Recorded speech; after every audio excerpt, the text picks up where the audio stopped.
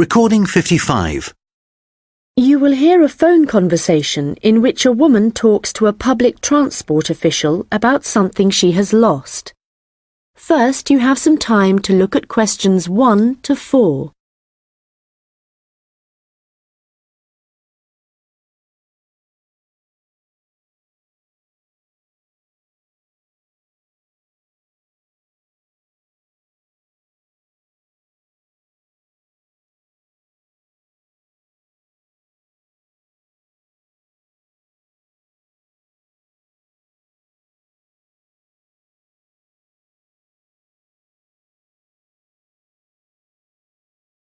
Hello, City Transport Lost Property.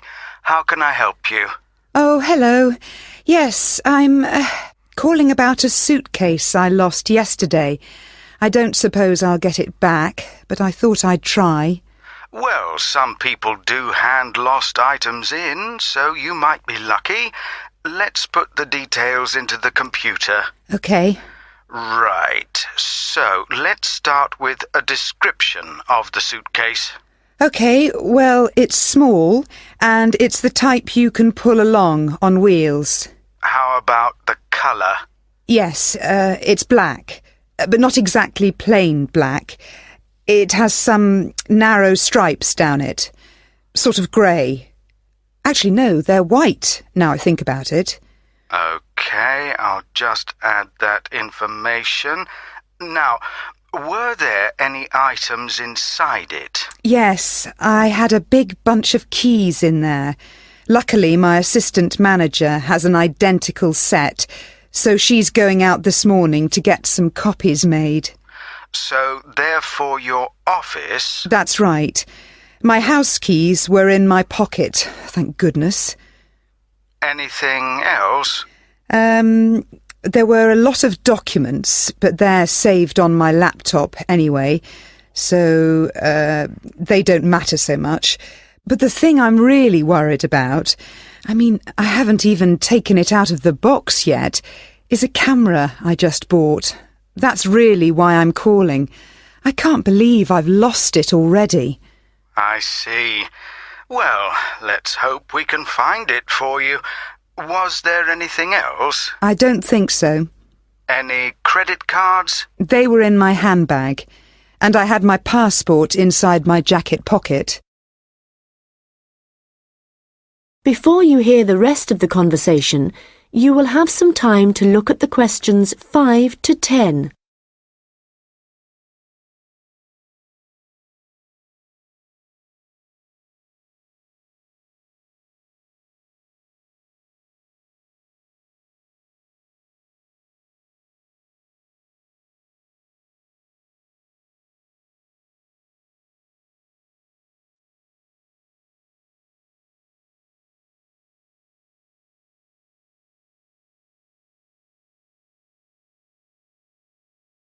Now listen and answer questions 5 to 10. Money, clothing, any personal items? Let me think. I had an umbrella. It was black. No, blue.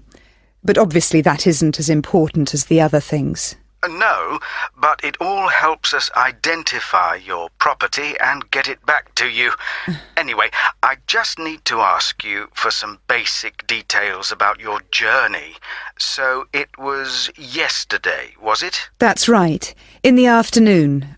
Around 2 p.m, maybe 2:30. OK, so that'd be May the 13th. Yes. I was heading to Highbury. That's where I live. All right, and you mentioned a passport, I think. So you were coming from the airport, I presume? Yes, and I was looking forward to getting home so much, and what with being tired and everything, I think that's why I just forgot about the case. And how were you travelling when you lost your property? What kind of transport were you using? I thought about getting the train, but that would have meant a bus journey as well, and I couldn't be bothered. So I decided to take a taxi eventually. That's where I must have left it. Well, that's good news in a way. It's more likely that a driver would have found it and handed it in. I hope so. Well, I need your personal details now. Can I have your full name, please? Yes, it's Lisa Docherty. I'll spell that for you. It's Docherty. Thank you. And next, if I could have your address, the best address to send you the property if we manage to locate it. Sure, it's number 15A, River Road. And that's Highbury, as I said. Thank you. Just a moment. There's just one final thing. That's your phone number. I guess my mobile would be best. Hang on. I can never remember my own number. OK, I've got it. It's 07979 605 437. Very well. I think that's everything we need at this end. I'll have a look at the data on. That is the end of section 1. You now have half a minute to check your answers.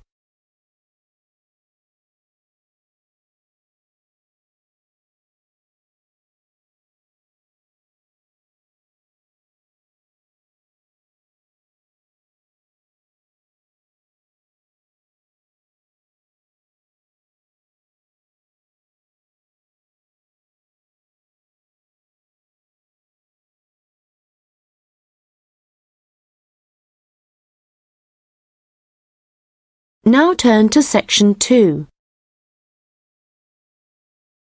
Recording 56. You will hear a tourist information officer explaining local walks to visitors. First, you have some time to look at questions 11 to 15.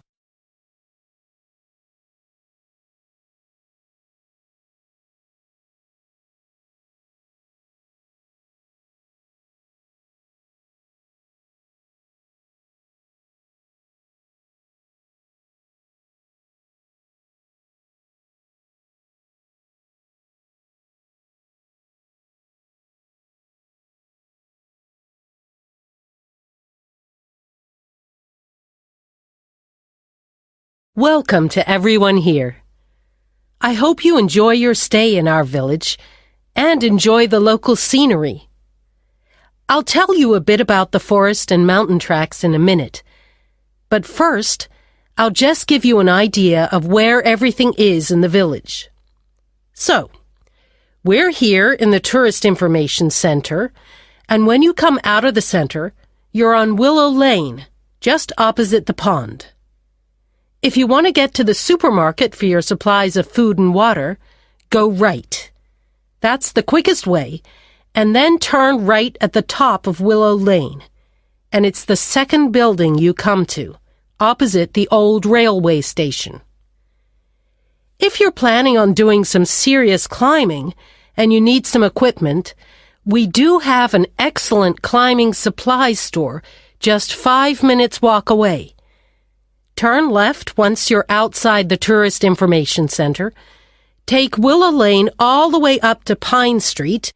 You want to go left along here. Then keep walking and go up Mountain Road on your right until you come to the next turning on the left. Head down there and you'll come to the climbing supplies store. If you get to the small building that sells ski passes, you'll know you've gone too far. You also need to head to Pine Street for the museum. It's small, but well worth a visit if you're interested in the history of the village and the old gold mining industry. So, when you reach Pine Street from here, you'll see the old railway line on the other side of the road. Turn left into Pine Street and keep going until you come to Mountain Road. And just past here, the museum will be on your left, just behind the railway line. Don't worry about crossing over the tracks. The train stopped running through here in 1985. If you're planning on following one of the easier forest walks, you might like to hire a bicycle. To get to the hire shop, again, you need to head to Pine Street. On the left-hand side of Pine Street, you'll see the town hall. Go down the little road that you come to just before it, and you'll find the bike hire shop just behind the hall. They have a good range of bikes, so I'm sure you'll find something that suits your needs. Last but not least, if you're hungry after a long day's trek, I can recommend our local cafe. Again, when you leave the Tourist Information Center, turn right and follow Willow Lane until it joins Pine Street. And right opposite, on the far side of the railway tracks, is the cafe. Before you hear the rest of the conversation, you will have some time to look at the questions 16 to 20.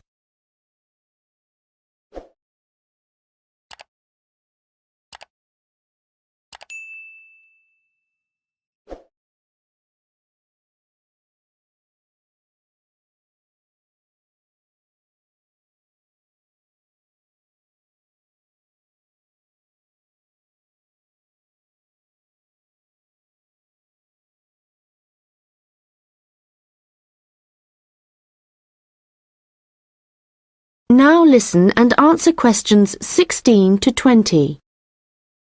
Okay, let me tell you a little bit about the different tracks we have here.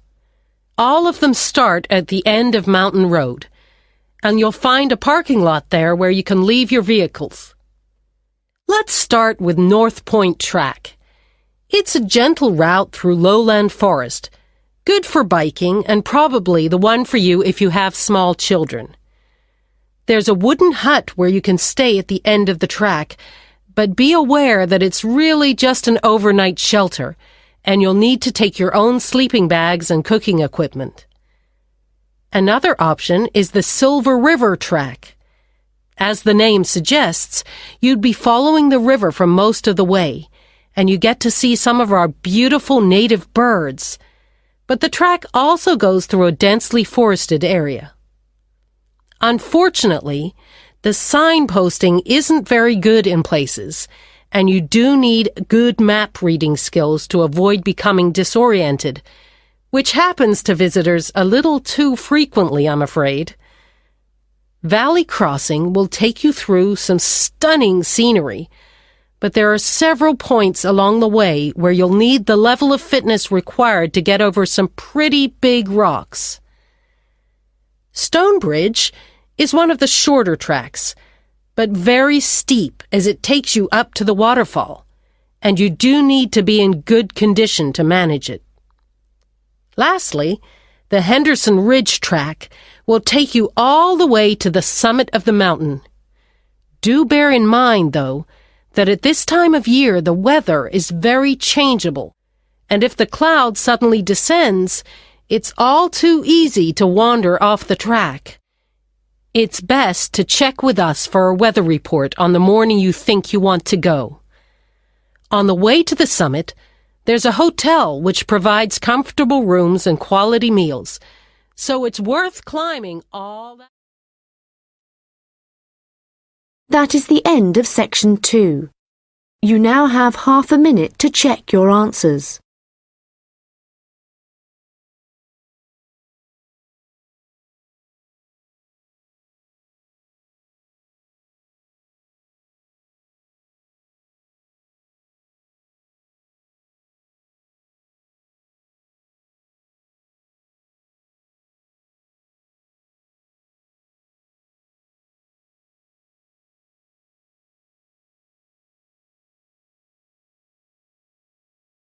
Now turn to section 3.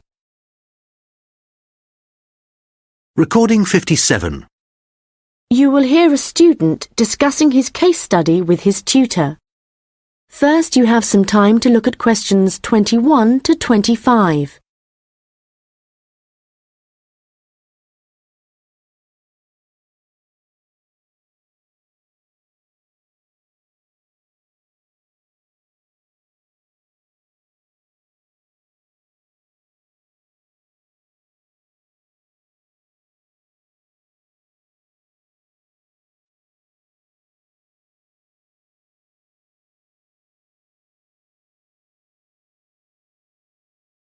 Well, James, I've had a look over your case study, and for a first draft, it looks promising. I have to be honest. When you told us we had to write about a furniture company, it didn't sound like the kind of thing that would interest me. But since then, I've changed my mind. Why's that? Well, as you know, Furniture Rossi is an Australian company, still comparatively small compared to some of the high street stores, but it's got plans to expand into foreign markets, so I chose it for that reason. It's going through a transition. It's a family-run business aiming to build a global brand. All right, and you've made that clear in your writing. One thing, though, that I think you've overlooked is why Luca Rossi started a furniture company here in Australia in the first place. Well, he'd just got an arts degree, hadn't he? And people were trying to talk him into an academic profession, but he wanted a practical job, something he thought would be more satisfying in the long run. His grandfather had been a craftsman. He'd made furniture in Italy, and he'd passed this skill on to Luca's father. And, well, Luca thought he'd like to continue the tradition. Yes, that was the motivation behind his decision. And what was it, do you think, that gave Furniture Rossi a competitive edge over other furniture companies? I wouldn't think it was price. It's always been at the higher end of the market. But according to my research, it was to do with the attitude of the employees. They were really focused on giving good customer service. Yes, Luca Rossi insisted on that. Their promotional campaigns also emphasised the fact that the wood only came from Australian forests. But that was the case with their rivals too, so it wouldn't have made them stand out. OK, we'll have a careful look at the content of your case study in a minute, but I just want to make a general comment first before you start writing your second draft. OK. Yes, what I'd like to see more of is your opinion. A bit more critical thinking rather than the bare facts. But it's good to see you've been careful with your referencing this time. Thanks. And I read and reread my work, so I'm pretty sure there aren't any errors with the language. Yes, it's fine. Oh, but there's one other thing I could probably mention at this point. Yes? Well, at the end of term, you'll also be giving a presentation, also on Furniture Rossi. Yes. I haven't given it much thought yet. Understandably, but while you're writing the case study, I'd recommend you think about what kind of information would be suitable to use in your presentation. Remember, the last time you gave a presentation on a company, you spent a considerable part of the time providing the audience with financial data. But they probably needed to hear more about company strategy. Yes. I did concentrate rather too much on the figures. I'll make sure there's a balance this time. Good.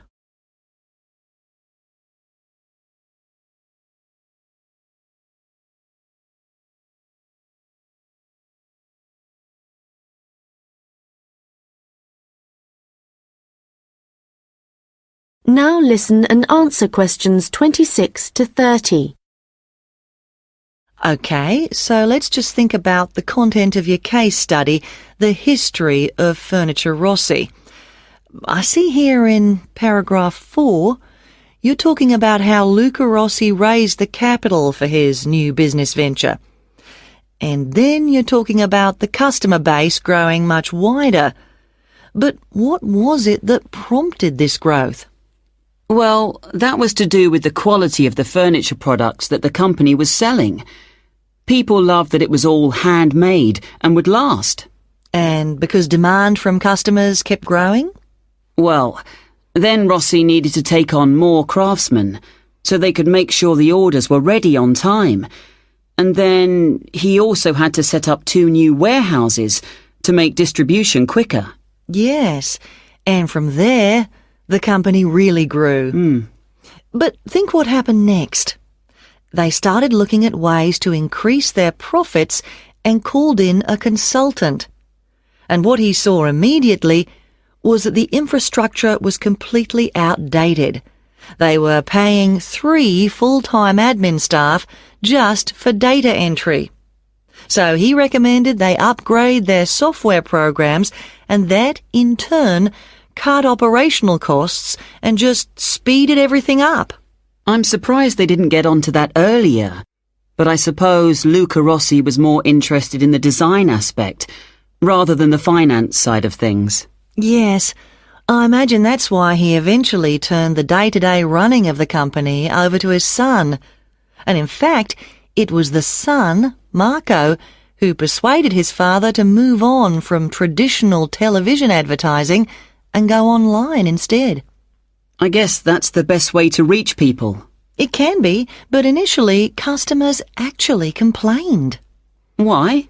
Well, some users found it hard to navigate their way around the website, so they were getting frustrated and giving up. So then the company called in a professional to improve it. Oh, I see. He must have done a good job. They've had a continuous 3-year rise in revenue, so things must be going well. Indeed. And what of the future? Well, I probably need to talk about this a bit more in the concluding paragraphs, don't I? Consumers are already aware of the quality of the furniture, that's for sure. But I think the company is aiming to publicise their values. The fact that they have respect for beauty, durability and functionality and the environment. A lot of companies are already... That is the end of section 3. You now have half a minute to check your answers.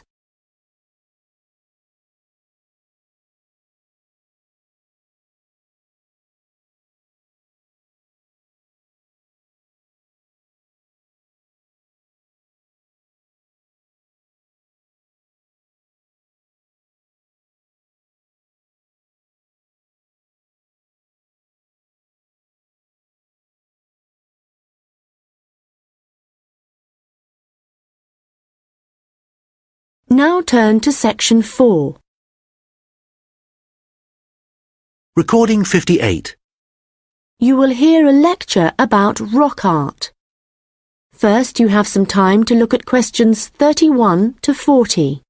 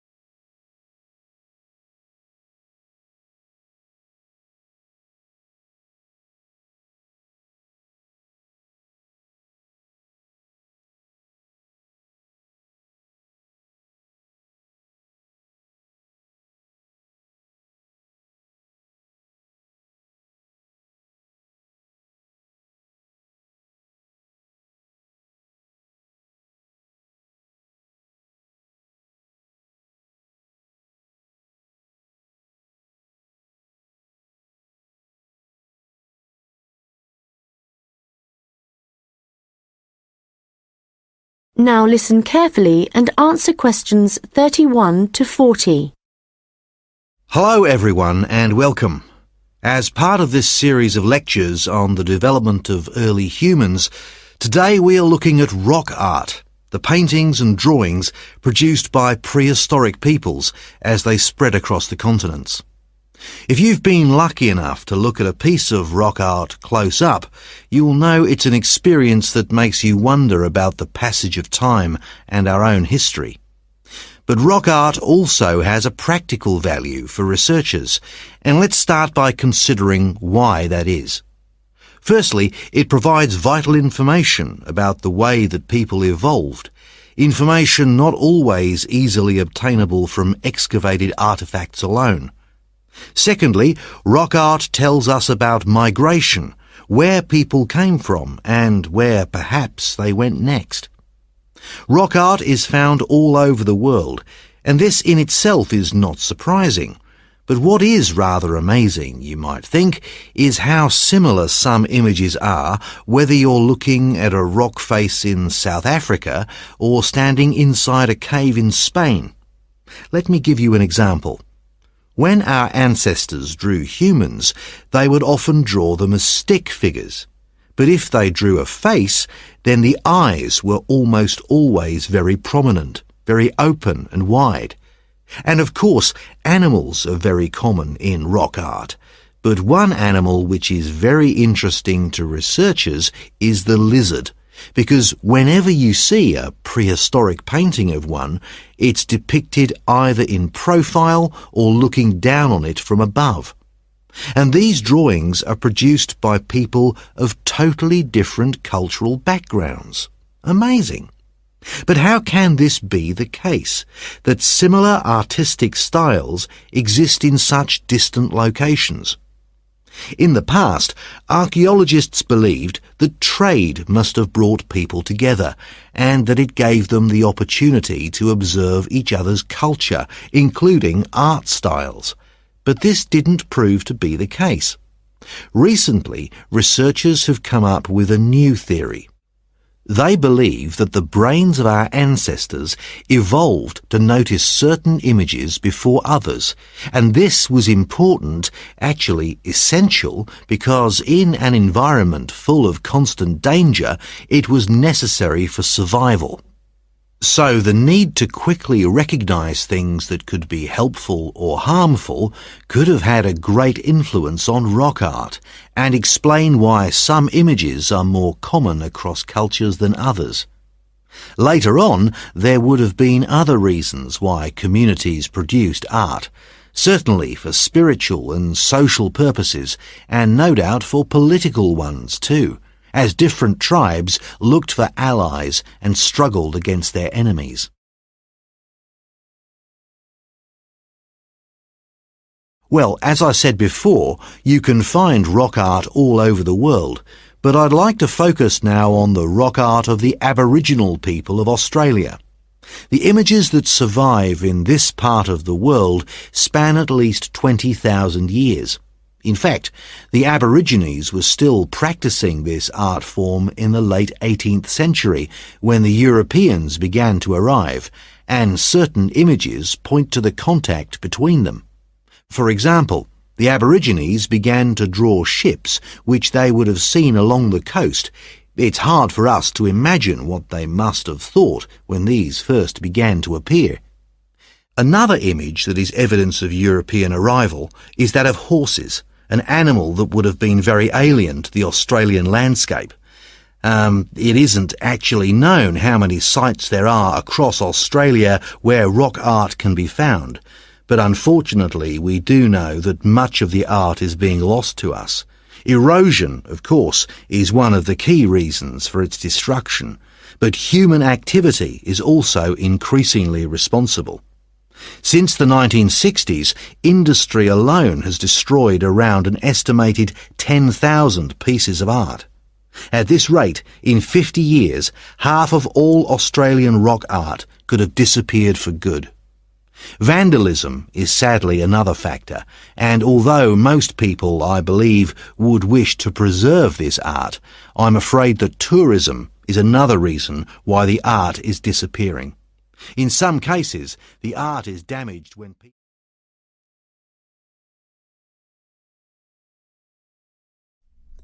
That is the end of section 4. You now have half a minute to check your answers.